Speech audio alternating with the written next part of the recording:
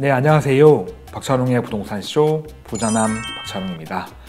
월세나 전세 받고 있는 집주인이 소득세 신고 대상임에도 불구하고 소득세뿐만 아니라 향후 건강보험료까지 내지 않아도 되는 월세 금액은 얼마인지 알아보겠습니다.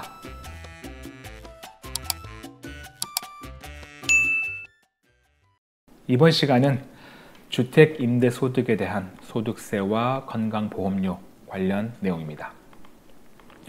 월세나 전세 받고 있는 집주인 중에서 소득세 신고 대상이 된다면 올해 6월 2일까지 세무서에 소득세를 신고해야 됩니다. 자, 그런데 이 소득세 신고 대상임에도 불구하고 납부할 소득세가 없거나 향후에 건강보험료가 인상되지 않고 만약 피부양자 자격을 유지하고 있다면 그 자격까지도 유지가 될 수 있는 그 월세 금액이 있거든요. 그 월세 금액이 얼마인지 알아보도록 하겠습니다. 제가 세 가지 사례로 설명드릴 텐데요. 먼저 첫 번째 사례는 주택임대 사업자인 경우입니다. 주택임대 사업자니까 지자체, 시군구청에 임대사업자 등록을 하고 그리고 세무서에 사업자 등록까지 모두 마친 사람을 말하죠. 기간은 작년 1년 동안 계속해서 임대사업자를 유지했고요. 그리고 임대사업자니까 임대료 증가율 5% 이하 잘 지켰다는 가정이고요. 그리고 주택임대소득에 대해서 소득세 신고할 때 그 신고 방법을 분리과세로 선택한 경우입니다. 우리가 주택에서 발생한 1년간 총 수입 금액이 2천만 원 이하일 때는 분리과세하고 합산과세 중에서 선택할 수 있습니다. 2천만 원 초과한다면 무조건 합산과세고요. 이렇게 분리과세로 신고한 경우이고요. 그리고 실제 1년간 발생한 수입 금액이 1,000만 원 이하입니다. 수입 금액은 월세와 간주 임대료를 더한 금액이죠. 그 금액이 1년에 1,000만 원 이하일 때입니다. 이 연단위를 월 단위로 환산하면 한 달에 83만 3천 원 이하로 월세 받은 거예요. 이렇게 월세 받으시게 되면 납부할 소득세가 없습니다. 0원이고요. 그리고 건강보험료도 지금과 변동이 없게 됩니다. 이게 왜 그런지 실제 소득세 산식을 보고 설명드릴 텐데요. 먼저 주택임대 사업자인 경우이고요. 그리고 총 수입 금액이 1년에 1,000만 원입니다. 여기서 이제 필요 경비를 공제해야 되는데 임대사업자인 경우는 필요 경비율이 60%입니다. 그러면 1,000만 원에서 600을 빼면 400이 남죠. 거기다가 앞선 그 사례 나온 것처럼 주택 임대소득 외에 기타 소득이 1년에 2천만 원 이하라면 그때는 추가로 400만 원을 공제받습니다. 그러면 소득 금액이 0원이 되죠. 우리가 주택에서 발생한 이 주택 임대 수입 금액은 사업소득입니다. 즉 사업소득이 0원이에요. 그러면 건강보험료가 현재와 변동이 없게 돼요. 만약 지금 현재 피부양자라면 그 피부양자 자격이 유지가 되고요. 그리고 직장가입자 마찬가지로 추가로 인상되는 보험료 없고 지역가입자 마찬가지로 보험료 인상이 없습니다. 당연히 소득세 납부할 게 없고요. 밑에 나와 있지만 이렇게 사업 소득 금액이 없으면 피부양자는 자기 유지가 됩니다. 자, 이번엔 두 번째 사례입니다. 두 번째 사례는 주택임대 사업자가 아닌 경우입니다. 주택임대 사업자가 아닌 경우니까 세무서에만 사업자 등록을 했거나 아니면 세무서든 지자체든 어느 곳에도 사업자를 다 등록하지 않았거나 이런 분들이죠. 그리고 신고 방법은 분리과세입니다. 당연히 1년간 총 수입 금액이 2천만 원 이하겠죠. 그리고 주택에서 발생한 수입 금액 외에 다른 기타 총 소득 금액이 2천만 원 이하고요. 그러면서 실제 1년간 발생한 총 수입 금액이 400만 원 이하인 경우입니다. 수입 금액은 월세와 간주임대로 더한 금액이고요. 1년에 400 이하니까 월로 환산하면 한 달에 33만 3천 원 이하로 월세 받은 경우에요. 이렇게 월세 받으시면 앞선 사례처럼 납부할 소득세 없고요.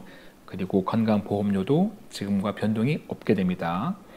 이것도 실제 산식으로 한번 살펴보면 주택임대 사업자가 아닌 경우이고요.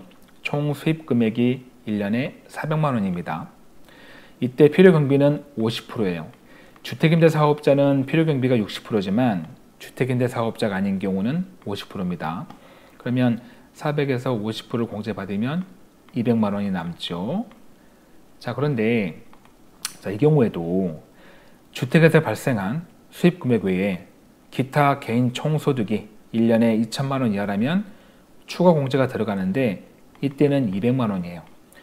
주택임대 사업자는 추가 공제가 400이지만 주택임대 사업자가 아니라면 추가 공제가 200만 원입니다. 자, 그러면 앞선 400에서 50% 공제받고 거기서 또 200을 공제받으면 결과적으로 사업소득은 0원이죠. 그래서 당연히 납부할 소득세 없는 거고요. 그리고 만약 건강보험료에서 현재 피부양자라면 그 피부양자 자격이 유지가 되는 거고 직장가입자, 지역가입자 마찬가지로 인상되는 건강보험료가 없게 됩니다.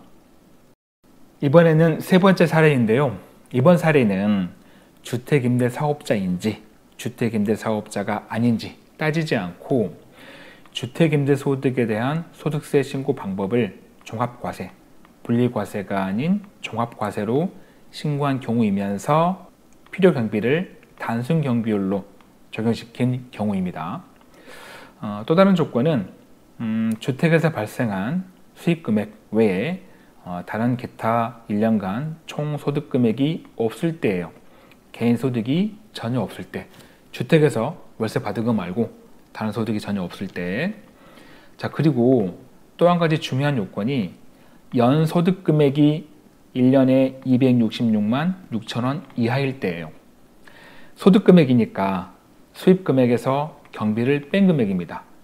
수입금액은 월세와 간주임대로 더한 금액이고 필요경비는 아까 우리가 단순경비율 이걸 선택했으니까 이 단순경비율을 뺀 금액, 그 금액이 266만 6천 원 이하일 때.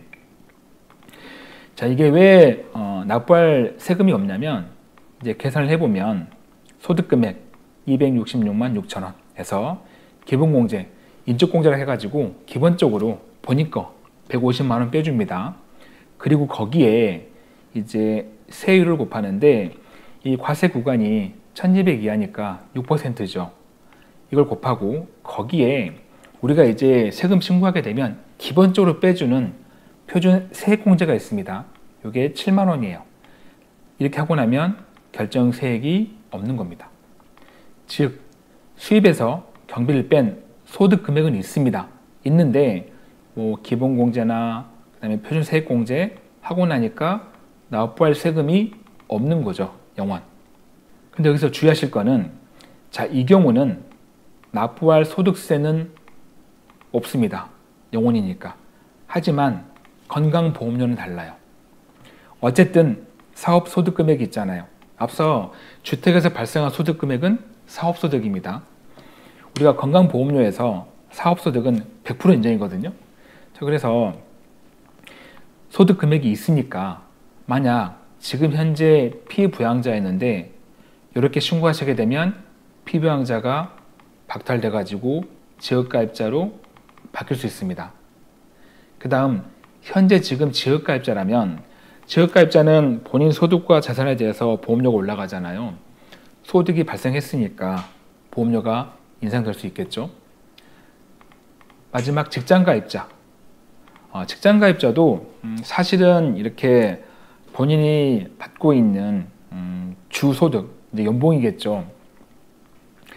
그 연봉 외에 기타 소득이 1년에 2천만 원 넘으면 2천만 원 초과된 금액에 대해서 지역가입자로 별도 보험료가 나옵니다. 직장에서 발생한 보험료는 내가 반, 직장 반 이렇게 내는 거지만 주소득. 하지만 주소득 외에 기타 소득으로 발생한 보험료는 내가 다 내는 거거든요. 근데 그게 본인의 주소득 외의 소득이 1년에 2천만 원 초과할 때인데 지금 보시면 소득금액이 266만 6천 원이니까 2천만 원 안 넘었잖아요. 직장가입자는 큰 문제가 없겠죠. 이 경우에도. 하지만 피부양자하고 지역가입자는 이런 경우에 납부할 세금은 없지만 보험료에서는 뭐 피부양자가 박탈된다거나 지역가입자라면 보험료가 올라갈 수 있다라고 참고하시기 바랍니다. 그리고 여러분이 추가로 참고하실 것, 말 그대로 참고만 하실 부분인데요. 앞서 제가 이 필요경비를 단순 경비율을 적용했잖아요. 그런데 이 단순 경비율이 주택의 종류에 따라서 그 비율이 다릅니다. 지금 표 보실 텐데 먼저 세를 주고 있는 주택이 고가주택이라면 고가주택이니까 공시가격이 12억을 초과하는 주택입니다. 자, 이러한 주택은 단순 경비율이 37.4%입니다. 그런데 고가주택이 아닌 일반 주택, 공시가격 12억 초과하지 않는 12억 이하겠죠.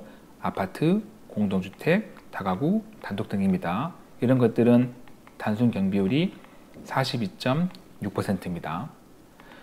그리고 밑에 추가로 세 가지가 더 있는데요.